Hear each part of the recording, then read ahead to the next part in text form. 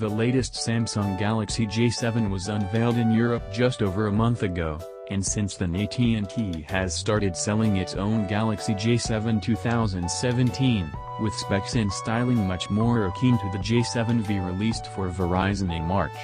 In fact, the outward appearance of the phone shows that this is the same phone but with slightly tweaked internals. The J7 actually has many variants, all in the mid-range field. This particular one seems to blend elements from Verizon's J7V, released in March, and the unlocked 2016 Galaxy J7, which was released in April of last year. Selling for $240 off contract, AT&T's new J7 2017 has a lot of competition.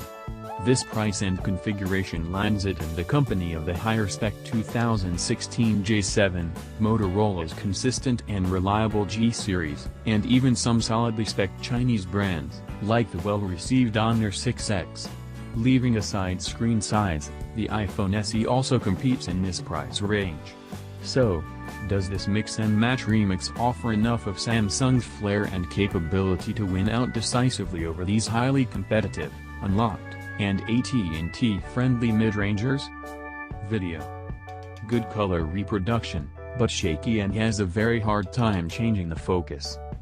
Video recording on the J7 tops out at 1920 by 1080p x 1080p, and looks pretty good in terms of image quality and color reproduction. Movement, on the other hand, begins to reveal some issues. Lacking any sort of stabilization, movements present shakiness, and any little bump will be seen.